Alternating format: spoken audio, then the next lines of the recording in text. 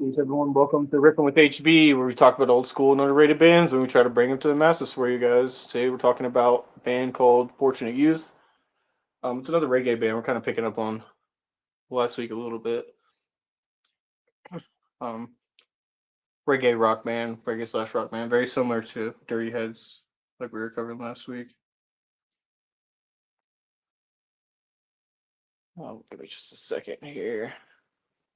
I think I have my notes on this one, but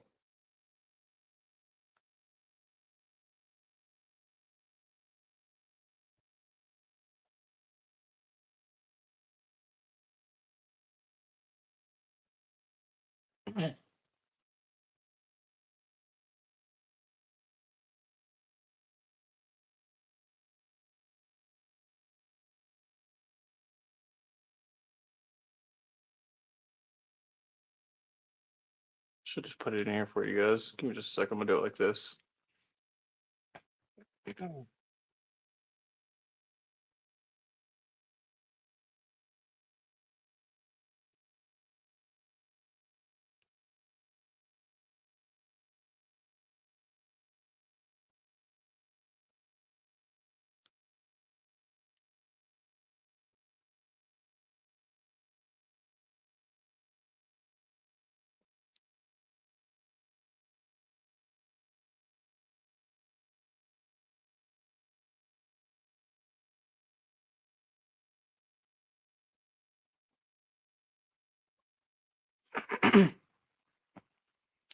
It's not on that one either.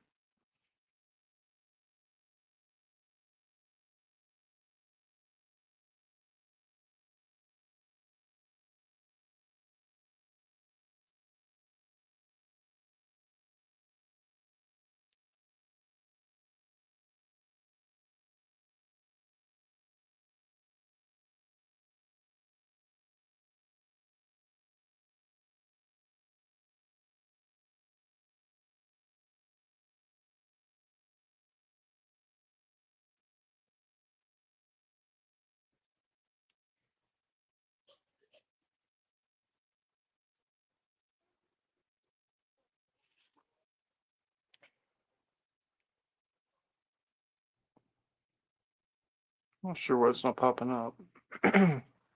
We'll try one more time. If I can't find it, we'll just skip on.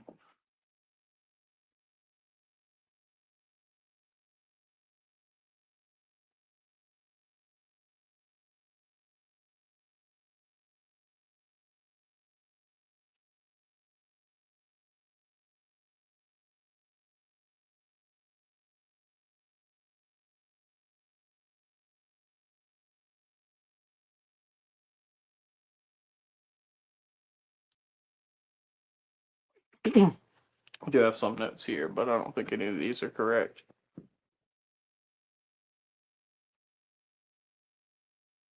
Appreciate you guys bearing with me here.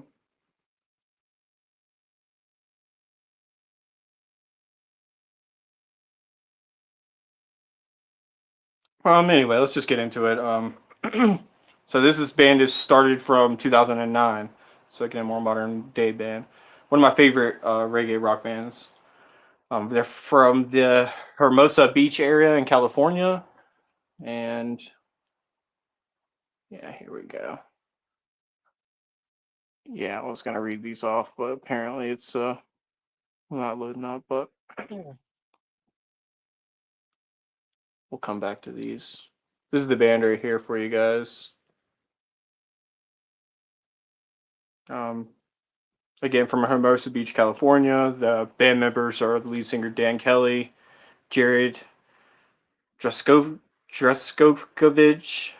Um, I'm probably going to butcher these names as I normally do. Corey Druskovic, Travis Walpole, Greg Gelb, uh, and then Revelation Kaluli.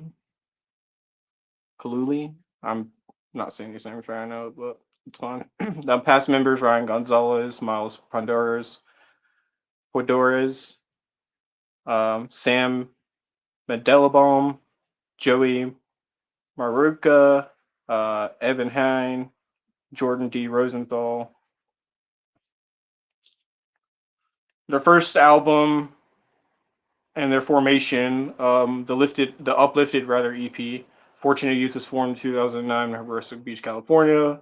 Travis Walpole, Dan Kelly, Jared and Corey Jaskokovic, Greg Gelb, and during a birthday party where their friend and lifetime manager Jared Segwa, Gelb, and all of the people rather we just named, they attended high school together prior to the band's formation.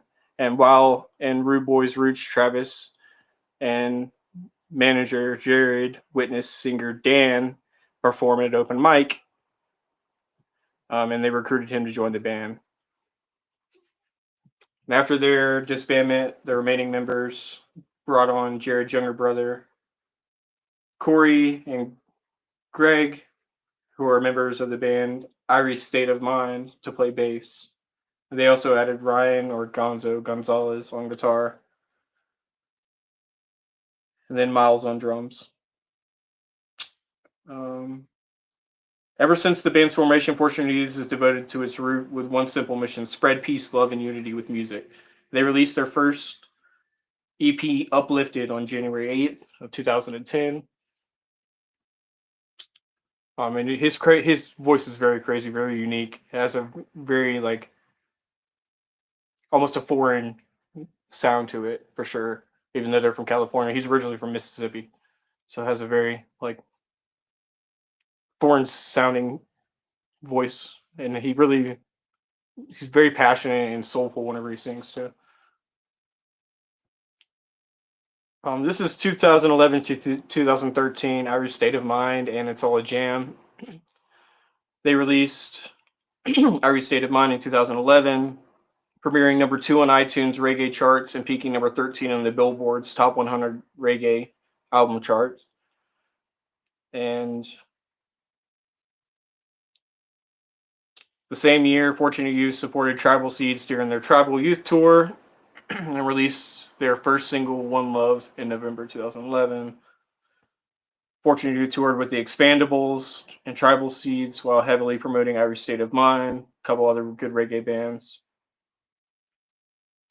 They released the album It's All a Jam in 2013, and its album peaked number 1 on the Billboard Reggae charts and number 10 at the Billboard Pacific Heat Seekers charts number 23 at the Billboard National Heat Seekers charts, and number 1 on the iTunes reggae charts, as well as 46 on the iTunes overall chart. That year, they headlined a national tour with 55 shows and played in California Roots Music and Arts Festival.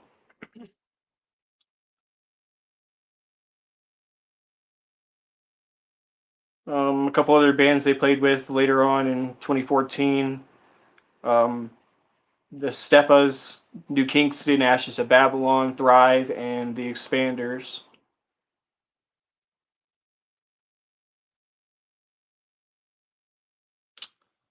Um, the album hit number 1.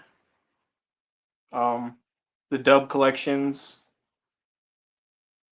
Um, or sorry, their third album, Don't Think Twice, which was released in 2015. That album hit number 1 on the Billboard and iTunes reggae charts.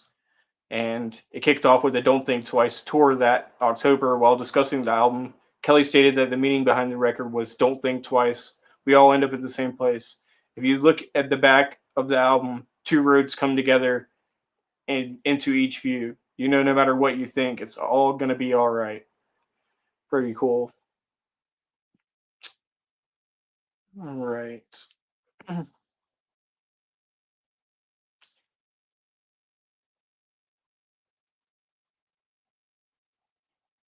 Self-titled album and live in California. Self-titled album was released on March 16th, 2027 or 2017 rather, and they toured around the country on that for a while.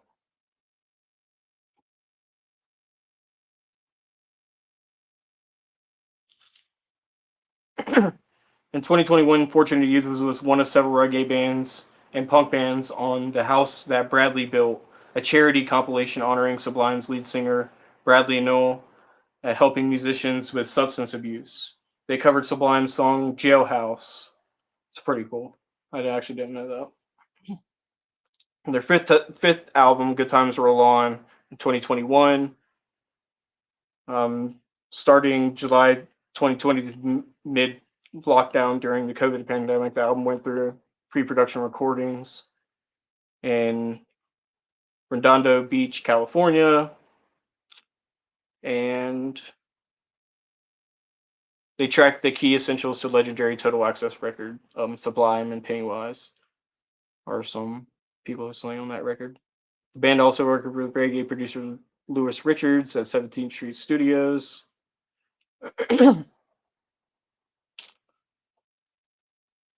The band has incorporated a wide variety of influences, including blues, ska rock, and punk, into their sound, as cited and cite acts such as Bob Marley, Catch a Fire, Van Morrison, and the Grateful Dead as as various influences. That's part of what I was going to try to show you guys. Their name, Fortunate Youth, comes from the Grateful Dead, so it's a play on the Grateful Dead. Instead of it being Grateful Dead, it's Fortunate Youth. So it's kind of goes along with their whole meaning of like peace and love and positivity. Let's see, give me just a second here. I'm going to pull up these other clips for us.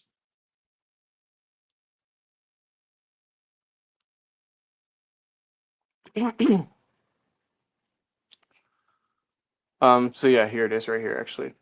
They got their name from a play on words inspired by the Grateful Dead, substituting grateful with fortunate and dead with youth.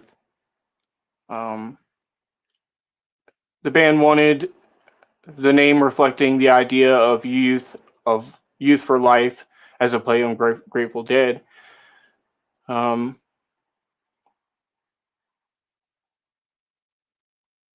the name fits their mission of spreading peace, love, and unity through music. I love it. It's great reggae way state of mind. Skip on to the next one here for you.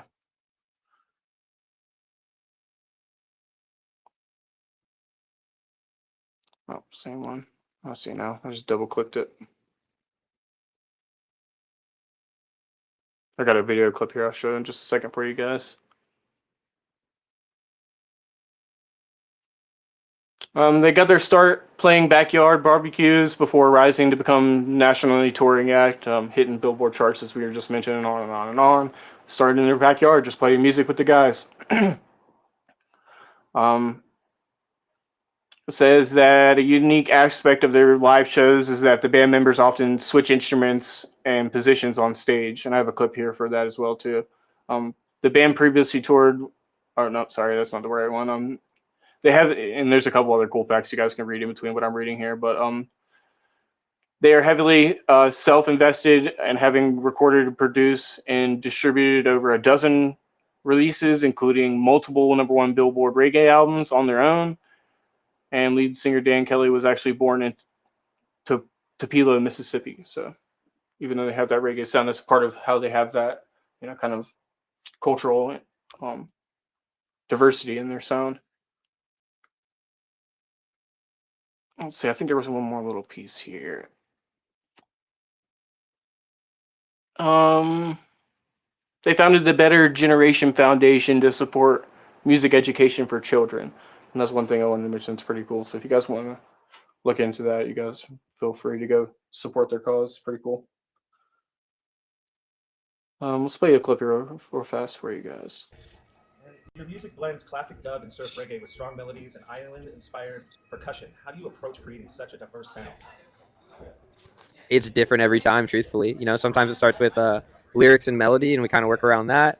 Sometimes it starts with drums and bass, and we work around that. So I think our goal is always just try to make a new song every time. Sometimes you can fall into the formula of like what works for you, and thinking outside the box and applying that. And each of us have our own styles and what we listen to, so it's kind of easy to incorporate everyone's preference to kind of get this nice mixture of everything that you listed off. Yep, just have fun. That's what we try to do. Just have some fun and mix it up. And known for your animated live performances, what do you believe is the most important element of live Fortunate Youth shows? They just answered it. It's having fun. Yeah, For sure. It's connecting with the audience for us, or at least for me. Like I don't know if this is a cheesy way of saying it, but I think of ourselves like a big sing along, and I know I'm a fan of performances where even if I don't know all the words, I can feel like I'm singing along in some form or way, even if I'm muttering or humming the melody. I feel like that interaction with our fans and the people who listen to our music is kind of like, it's what I love about our set. Looking out and see people.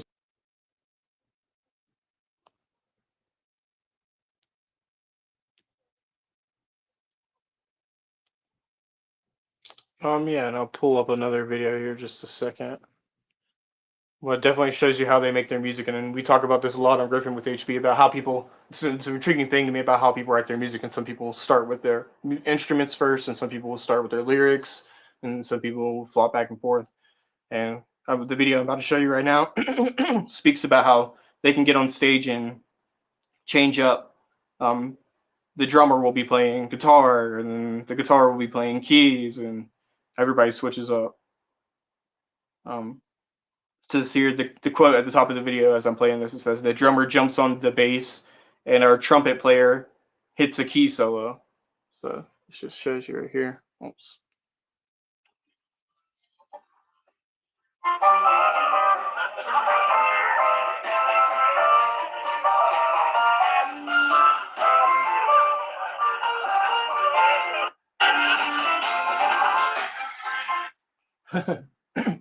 And that's them on stage just switching it up.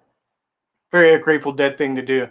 Turns them into like a reggae jam band, and you never know what you're going to get, but you're not going to get the same song every single concert. Even if you see them every single show, it's going to be something very unique and different every time. And I kind of like that.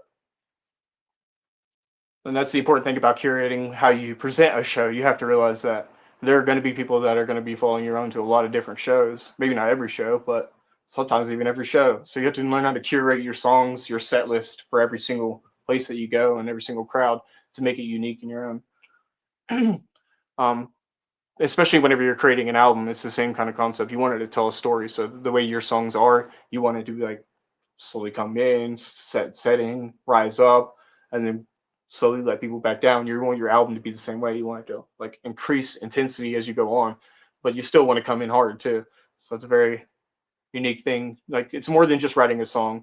Sometimes being a musician, it's crafting your art into being a painting of I want this song to sound this way, and this song has to go with this album, just make this sound.